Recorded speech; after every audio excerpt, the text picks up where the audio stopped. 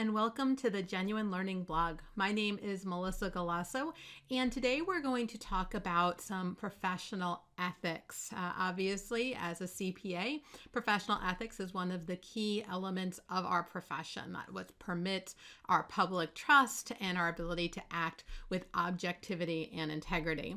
And the Professional Ethics Executive Committee, also known as PEEC, has been very busy in trying to decide what projects it wants to take on and schedule them appropriately. So we're going to look at the recently updated Professional Ethics Strategy and Work Plan for 2021 through 2023. Now, this is something that did go out for public comment back in 2019. They put out a discussion document that provided some thoughts on what topics they might put on their plate, which ones they were thinking for standard setting versus member enrichment, which ones they had decided not to, and asked for our feedback on whether they were hitting the mark. And you can see from some of the changes that were made here that comments do make a difference. And so you're going to notice in a few spots where they have adjusted based on the feedback provided. So the first area that they're going to have some standard setting that we're going to talk about is the 529 plan. So first developed guidance regarding 529 plans back in 2005. And when they wrote that guidance, they considered it a direct financial interest because the belief was those 529 plans, you were picking the investments.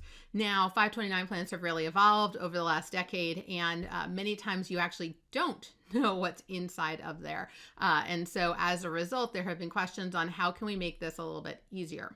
And so one of the standard setting projects that they're looking at is to figure out how to monitor these challenges and determine how to address independence concerns regarding these investments. And this is going to be a Q1 2022 project. So not the highest priority, but something they definitely want to address.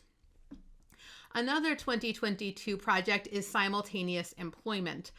We already have some exemptions from the simultaneous employment rules for adjunct faculty. So if a partner is also teaching accounting at night for the university that they audit, there is an exception so long as they don't participate in the plans, as long as they're not obviously involved in making decisions and things of that nature. Adjunct faculty pretty much they don't have a lot of decision-making power. So we make an exception for them, as well as members who are in a governmental audit organization. The question that was raised is whether we should expand that to military personnel, someone who's serving in the National Guard, is serving our country, and potentially their firm might be auditing an agency of the federal government or a department within the federal government, and whether that would be an independence issue for the firm. And obviously we want to encourage people to take part in our, defending our country and doing great things for our country. And so they are going to have a task force to look at whether they need an exception and whether there are any other exceptions that are needed where we want to make sure that we're not prohibiting people from doing great things for our country and as a result of some of the independence rules. And so this one is also Q1 of 2022. Business relationships. This standard dates back to 1993. I'm trying to think. I don't even know if I was in high school at that point. So it's been a while since they last really addressed this, and it was really through cooperative agreements. However, obviously our business relationships have evolved significantly since then. And so they wanted to take a look at some of these different types of relationships and try to get some feedback on relationships with non-attest clients as well as attest clients. And so again, they're going to create a task force and it's going to look at the different types of relationships that they have to make sure that we act with integrity, objectivity, and independence, because obviously those are the cornerstones of our profession. This is also a Q1 2022 project.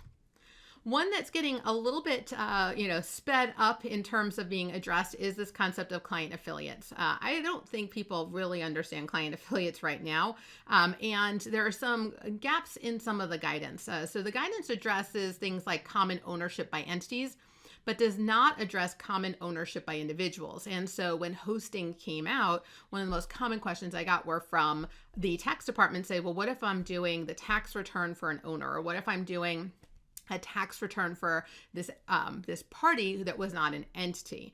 And so obviously it's been very difficult to identify all the affiliates to begin with, but then to understand the application to this for a lot of these non-attest services. And so they are going to set up a task force in Q3 of this year to figure out if we should apply this to individuals and if there's anything else that needs clarification. And in my experience, I think this is an area that could really use clarification, because I get a lot of questions in classes about the application of this and things that people didn't necessarily think about when they were trying to implement, for example, hosting. They kind of looked at the firm and the client, but they didn't think about the affiliates of the client, and that can be a problem. Another 2021 task force is going to be on unpaid fees. So the requirement today is that you can't have any unpaid fees. And the question was, is there some immaterial amount, right? They're $10 past due, that would not impair independence. And this was actually one that was pretty split in terms of the feedback that they received on the consultation paper. Some people felt like, trying to define what is trivial could be difficult. Others felt like AICPA had already really addressed this, and so we can look to them. And so they are going to create a task force to develop, whether there is something that where an unpaid fee is in substance equivalent to a loan, or is there some, amount that would not be triggering this issue. So that is scheduled to begin in Q2 of 2021. In Q3 of 2021, they are going to address digital assets. There's currently nothing in the code that provides guidance on independence threats related to mining or owning digital currency or cryptocurrency. And the question was, are these financial interests? Should they be addressed in the code? And so a task force is going to be developed to discuss how we can treat those in terms of independence rules. And so obviously that's a hotter commodity. And so 2021 it is. One that I think I am happy to see at the top of the list, which is something that a lot of people ask questions about, especially as we look at revenue recognition and leases and CECL, is that we've got some really large accounting standards that we've either recently implemented or are about to implement. And very often the auditor is asked to help with the implementation. And often the question is, well, how much can I do before I impair my independence? And this is a really fine line that people have to consider when they go through this. This is not something that is, hard line in the sand. And so as a result, this is something that we definitely want to be thoughtful about. And so this task force is going to look at developing additional guidance regarding threats and safeguards regarding these new accounting standards. And I'm happy to see it in Q1 because leases is coming real quick, as is CECL. And I do want to make sure, I know RevRec was one of the ones that we got all the questions about. So I'm excited to see some standard setting here. So that's it for the standard setting. However, they also do what we call member enrichment. And member enrichment are not necessarily new standards, but sometimes they come out as FAQs, or they come out as tools or implementation guidance to help us understand an existing rule. And so these require a little bit more on the implementation side as opposed to on the standard setting side. But these are some of the member enrichment projects that they selected. The first one, with COVID being a high area of focus here, is what is the definition of an office if you're working from home? And we see more and more people not have an actual office. And we also see a lot of with COVID, working in a state that's different from your work state, or all of these different items. And so since they already have guidance on substance over form, right? So when we decide whether we're in the office, for especially for partner independence purposes, they're going to provide some non-authoritative guidance on how, virtual offices work compared to the physical office.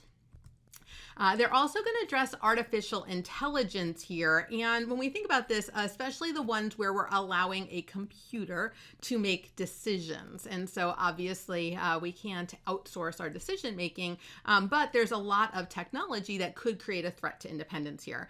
And so they're going to take a member enrichment project to create awareness about some of the threats from using AI. Obviously, they don't want to prohibit it because that is the audit of the future, but they want us to have good guidelines around how it's used.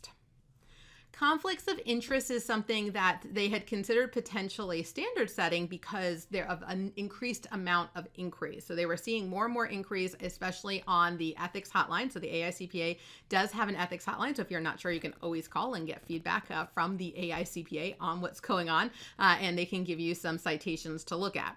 And they've seen recently an increase in inquiries. However, they decided that it really was more of an enrichment project. And so as a result, they think there's enough guidance, but they do believe that there could be some support that's given, obviously, to respond to the fact that there's a lot of questions. They also are going to make some operational enhancements to the code. This is not changing the code itself, but making it easier. So they're going to enhance the visibility of the enrichment material that they're creating, streamlining the landing page, and also creating some training on how to actually use the online code. So aicpa.org/new code. And once you're in there, they're going to try to make it a little bit easier. A lot of feedback they received on client confidentiality said that they didn't need a lot of guidance in this area. And then obviously subsequent to when they did their outreach, COVID-19 hit, and they felt like now when we're working from home, how do we handle data security? How do we make sure that if we're taking tax returns home, or we're taking audit work papers home, how are we ensuring data security and client confidentiality? So again, they're going to focus on the risk related to this. It's not going to be standard setting. It's just going to be an awareness.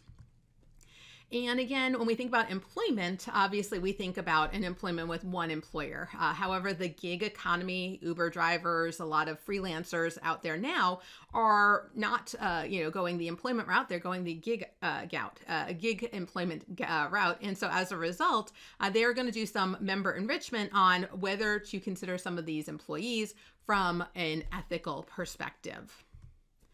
And then some new services. So as we look at some of the outsourcing that's being done, we can see that there's been an interest now in, okay, if a company is outsourcing to a third party, sometimes CPAs may be asked to perform third-party assessments, or we might be asked to develop or design a financial information system for this third party. And so as a result, what are some of the potential issues here? Again, this is just member enrichment. It won't be standard setting, but to help give some guidance here.